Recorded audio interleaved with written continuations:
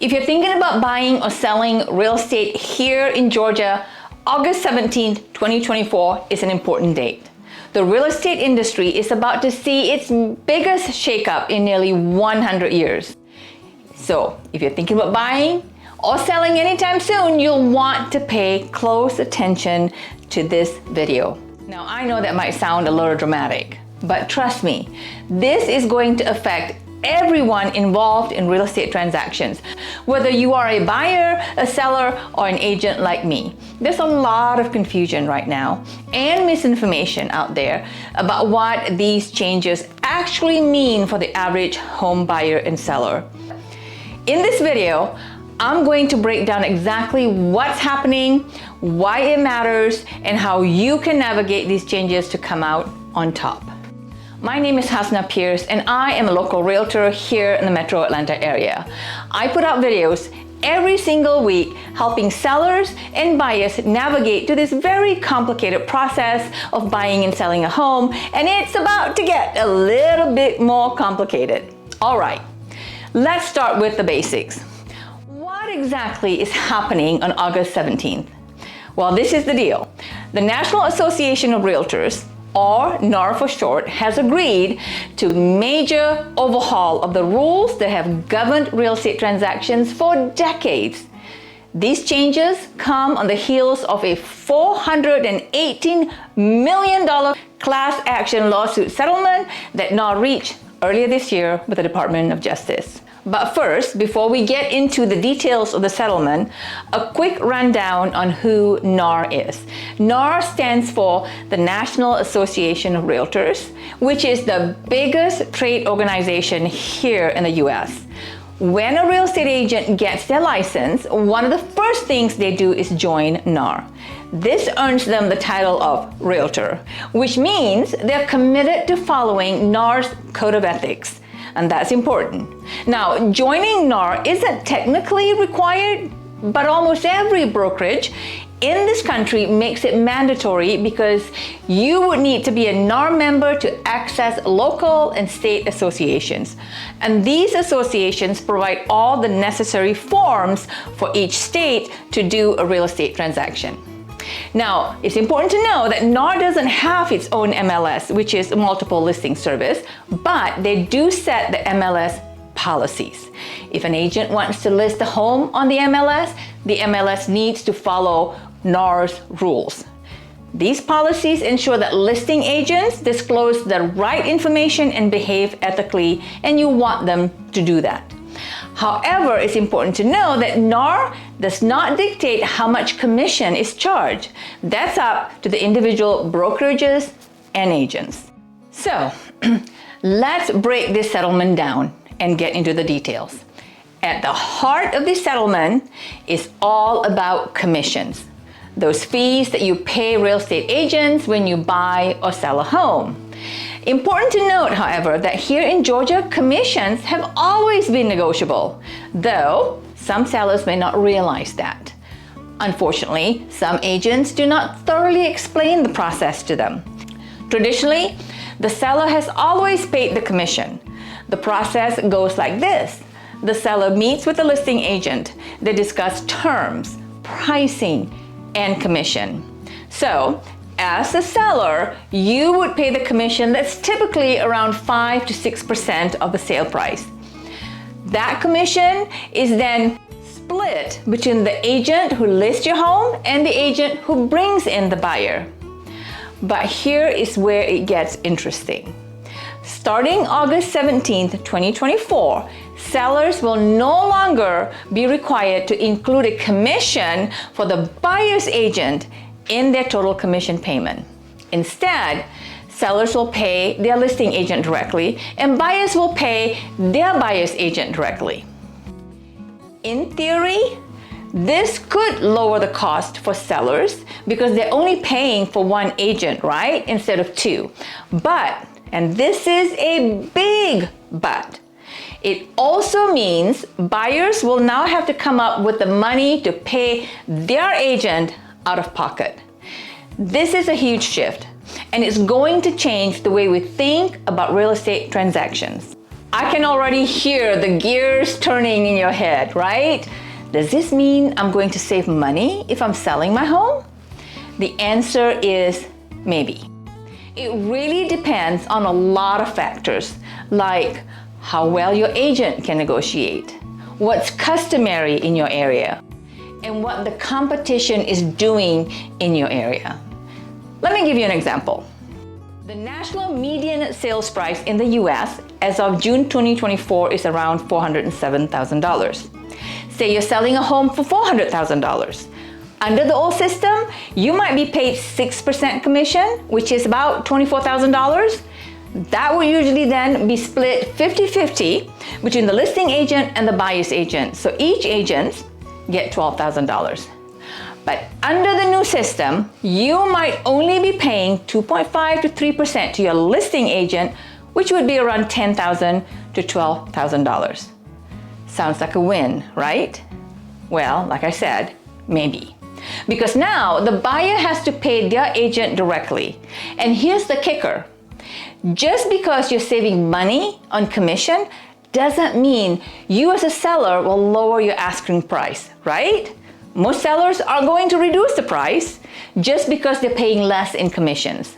They're just going to pocket the savings.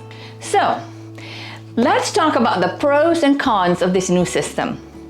On the plus side, sellers might save some money on commissions, and buyers might have more power to negotiate lower fees with their agents. But there are some potential downsides too. This new system could lead to some confusion and complexity in the market. For example, if you're selling your home and you decide not to offer any compensation to the buyer's agent, you might find as a seller that fewer agents are willing to show your home to their clients. Or buyers who cannot afford to pay their agent's commission may be requesting that their agents only show them homes where the seller is offering a compensation to the buyer's agent. This could reduce the number of offers you get or might end up costing you more in the long run. How does this play out in real life? Imagine this.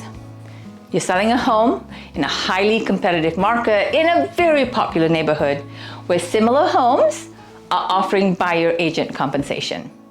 If you decide not to offer any compensation, you could be at a disadvantage because buyers might have to pay their agent out of pocket, right? With a limited resource that they have, and that will make your home less attractive.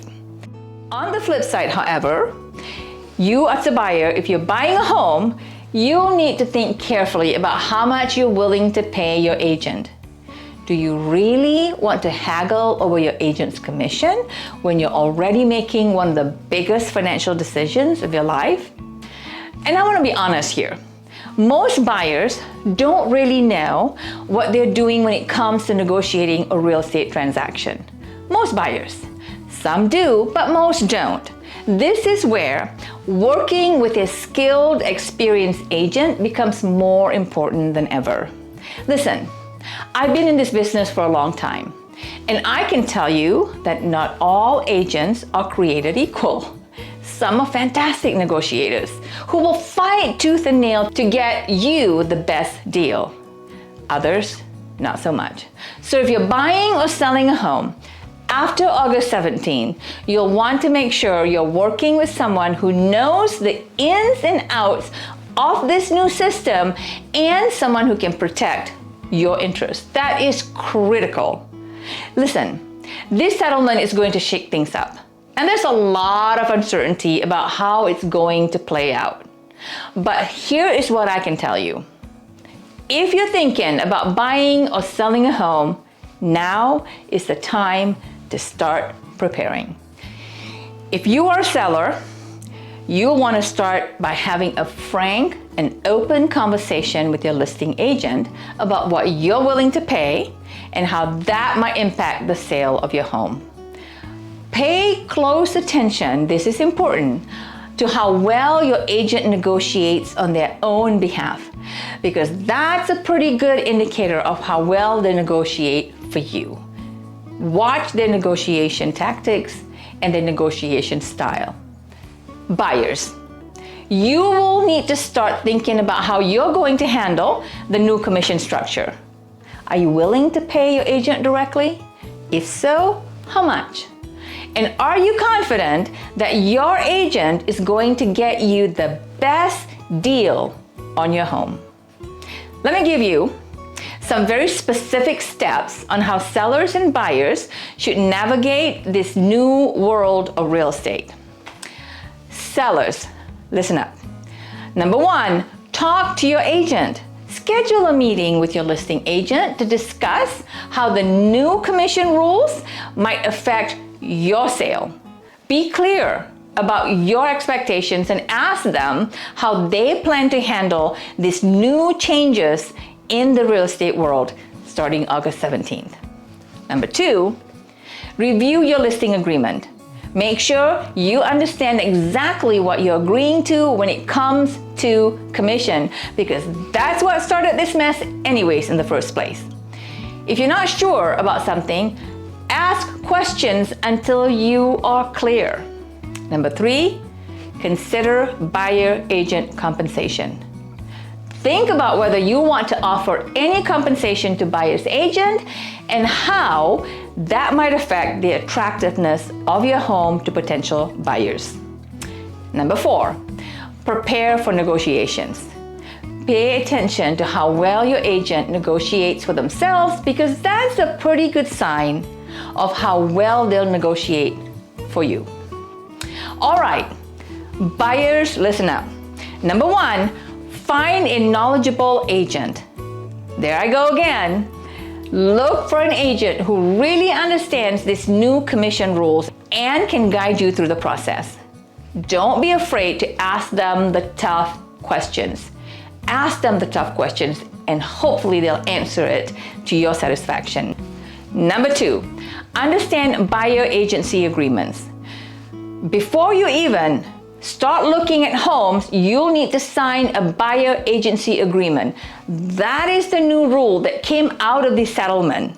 Make sure you know what you're agreeing to and how much you'll be expected to pay your agent. Number three, budget for agent fees. Start thinking about how you're going to pay for your agent if the seller doesn't. Will you be able to cover the fees out of pocket, or will you need to negotiate a different arrangements? Talk this out with your agent. Number four, don't skimp on representation. Remember, buying a home is one of the biggest financial decisions you'll ever make. This isn't the time to skimp on representation. Make sure you're working with someone who is going to fight for your best interests. There you go. A lot of things to consider, right? A lot of changes happening in the real estate industry starting August 17, 2024. If you are thinking about buying or selling a home after August 17, 2024, don't hesitate to reach out. I'm here to help you navigate through every step of this new way of doing business in real estate. And if you're not from the state of Georgia and you want to be connected with a top-notch agent who can help you make the most of these changes, click on the link below, fill out the quick form, and I'll give you a call. We'll chat and I'll make sure that you are connected to a good agent and will be in good hands. Thanks for watching, and as always, if you found this video helpful, don't forget to like, subscribe, and share it with anyone that you know who's thinking about buying or selling a home. It really helps the algorithm push my information out to other buyers and sellers. Until next time, take care, stay informed, and have a great day.